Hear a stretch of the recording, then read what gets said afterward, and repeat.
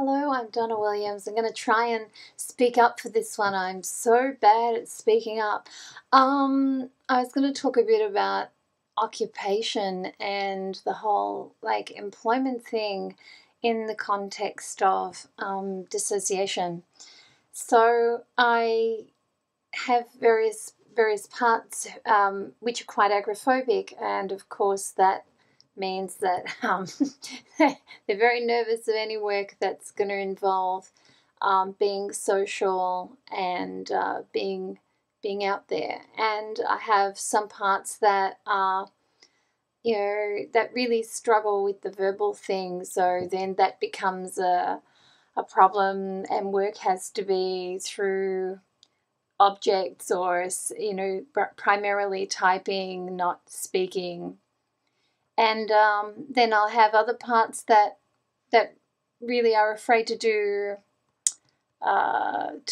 anything about the self. So all the work has to be about being in service to other people, and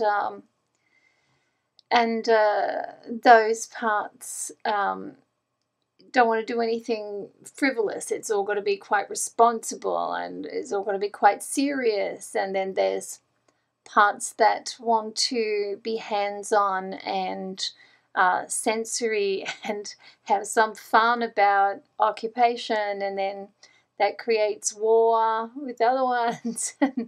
And also there's some which are quite leftist, and so they couldn't possibly handle contributing to the whole capitalist thing, and all the guilt that would go with that, and and then there's other parts that just want to surround themselves with pretty and nice things, and don't care about any of that as long as it's atmospheric. So and there's parts that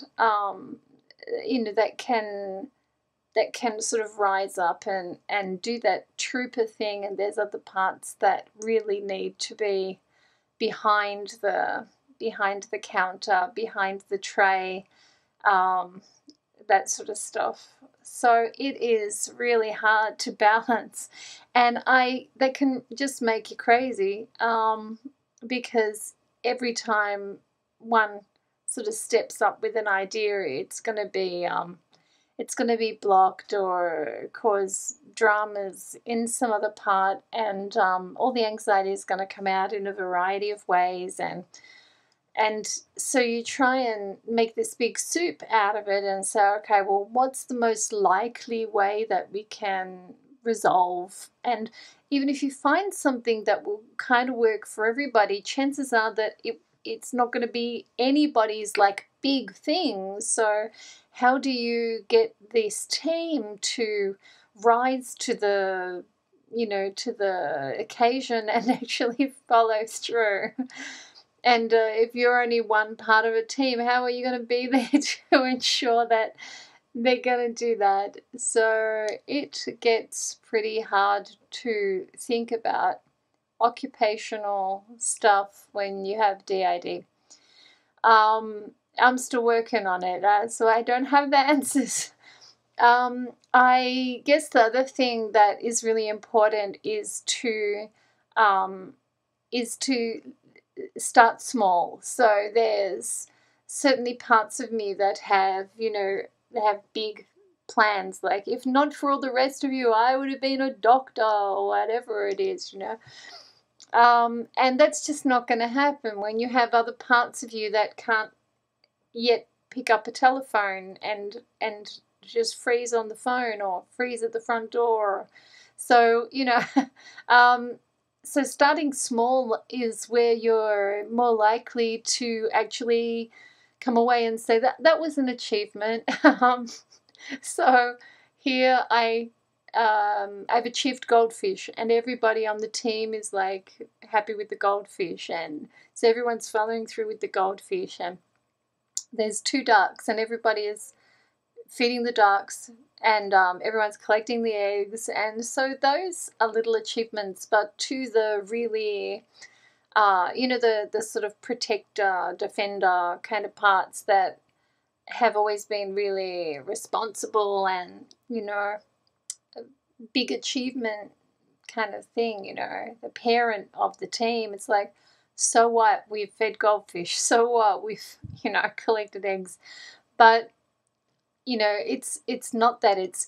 It's as part of the team you collected the eggs. As part of the team you fed the goldfish. We didn't have to dissociate to get this achieved, and we could consistently achieve this. So it's a different way of looking at looking at achievement and the team. And the other thing, I guess, is to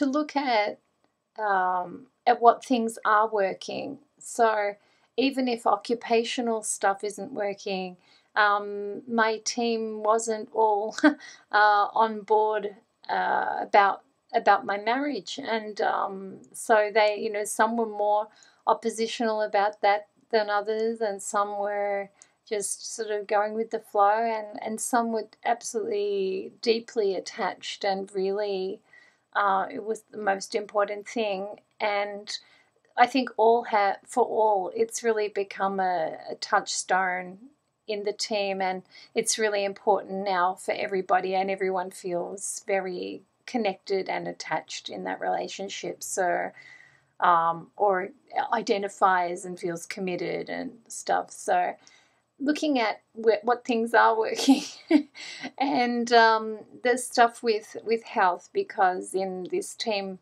I'm also dealing with primary immune deficiencies, and dietary sort of disability stuff, and the whole team follows through with that, with a lot of groans and opposition, and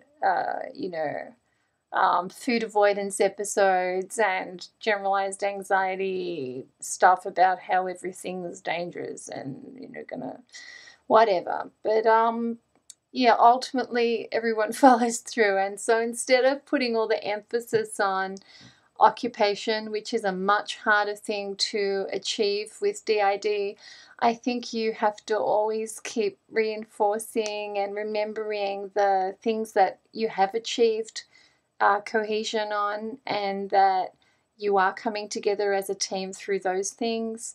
And it might be something as simple as everyone agrees to have a bath, and everyone's come to enjoy having a bath. It might be as simple as having got everybody okay with being in the garden, even if they're all being in the garden in a different way. And by focusing on those things that really are working, I think it stops those intense feelings of failure, frustration, and stalemate that come about when there's that whole occupational tangle. So different parts of my team have occupation. They just don't have occupation together. And when there's a change in occupation, like with the immune deficiency stuff, there gets to be a lot of chaos in there, and that's a challenge. But I just thought I would present a little bit about the challenges of finding shared activities and one sense of an occupational future, and how achievable that might be, and what to do on the way to trying to get it to be more successful. Okay, I hope I've spoken more loudly in this one, and that it's been useful. Thanks for listening. For me, it's been good to just organize my thinking and use it as a way of kind of speaking to my own team, because it's hard for them to really hear me in here. But by typing stuff out or putting something out, ultimately they have to hear it at some point. Okay, I'm Donna, and I'm going. Bye.